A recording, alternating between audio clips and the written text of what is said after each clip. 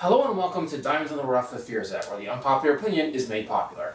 I'm Fearzet, and remember my Attack of the Clones review when I said that I actually got death threats and suicide requests for defending that film?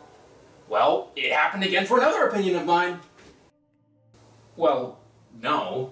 I mean, it happened for that one too, but that's beside the point. Though this time, I'm talking about my opinions on Adam Wingard's Death Note. Yes, that Death Note. The one with this scene in it. And guys, get the hate mail ready. Seriously, just start typing your harassing comments. I'm gonna get absolutely blasted for this. I can see that dislike bar already. I think Adam Wingard's Death Note is better than the anime. Please calm down. Let me explain. This is probably the most hated film I've reviewed since Attack of the Clones. And while I reviewed that film around the point where fans were starting to warm up to the prequels, I don't have that benefit with Netflix's Death Note. Almost all of my friends hate this movie, many of my favorite critics hate this movie, it's made it onto many Worst of the Year lists, and some have even claimed it to be worse than or on the level of The Last Airbender and Dragon Ball Evolution.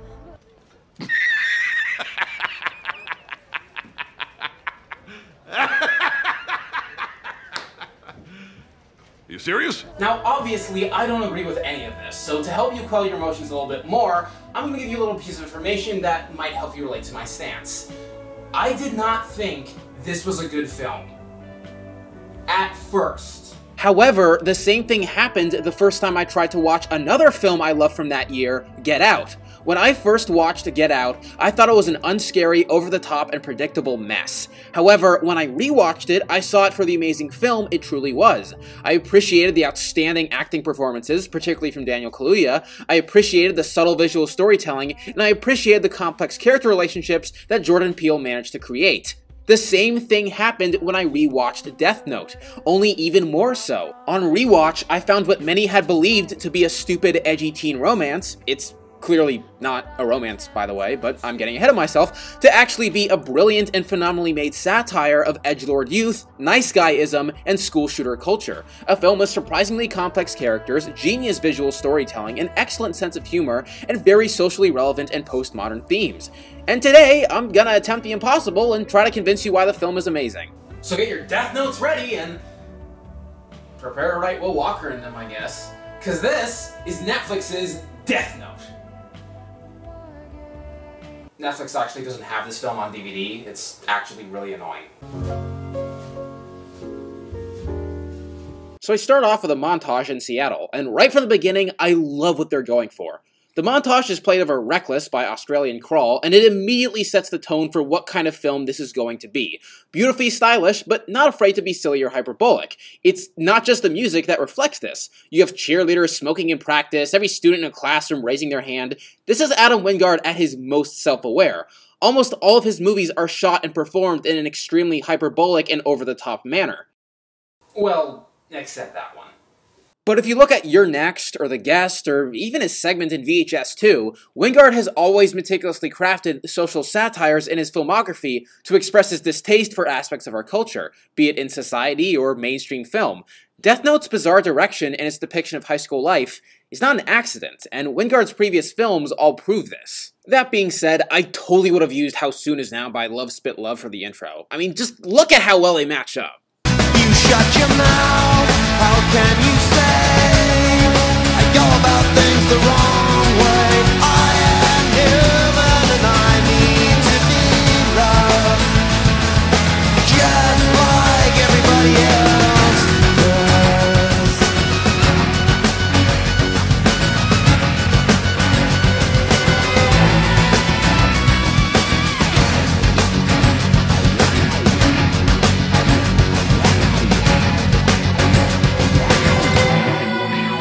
Anyways, after an awesome title card sequence, a mysterious black book falls from the sky next to high school loser Light Turner, played by Nat Wolff.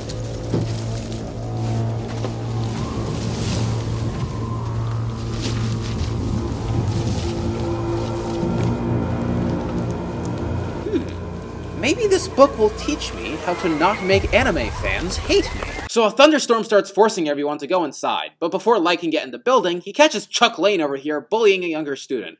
The school's cheerleading captain, Mia Sutton, played by my new celebrity crush, Margaret Qualley, tries to intervene. And I love how Light jumps in trying to protect Mia, even though she clearly has the situation under control. I'll get more into detail on this later, but I think it does a really subtle job of establishing this character for the sniveling, pathetic, nice guy that he is, as opposed to the superficially charming Light Yagami from the anime. This wasn't something I noticed on first watch, probably because I didn't know what their relationship would be like for the rest of the movie and assumed he was just genuinely being decent, but in the context of the rest of the film, I think it's a very strong thematic and character moment. Chuck tries to intimidate Light as we get Nat Wolff's only really bad delivery in the entire movie. You got held back, didn't you, Kenny? Twice, I think? No, not that one. That one was actually pretty unsettling and creepy.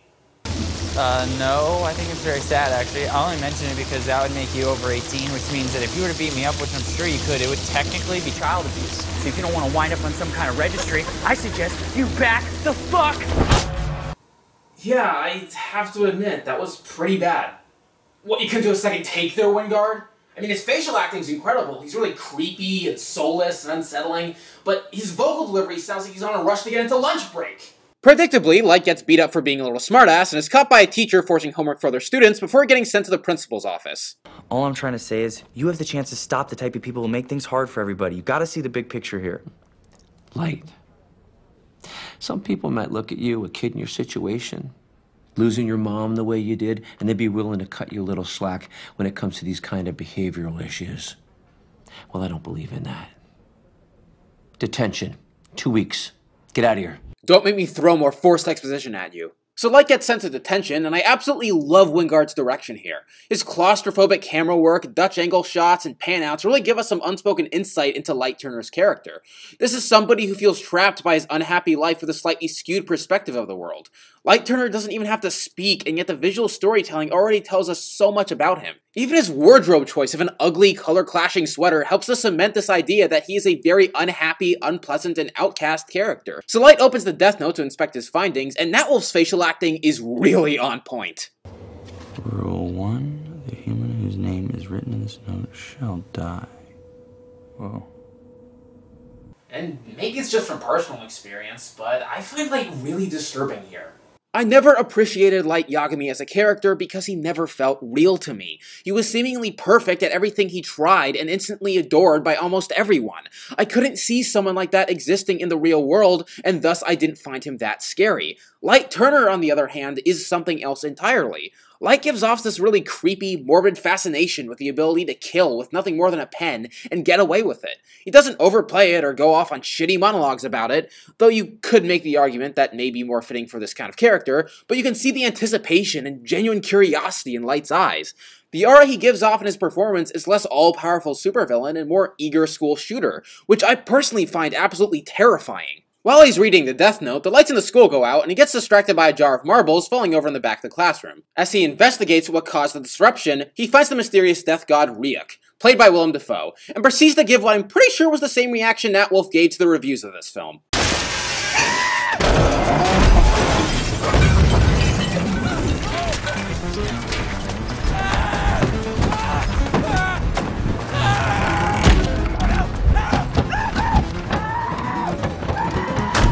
And if you're still watching this review and you're not a fan of me or the movie,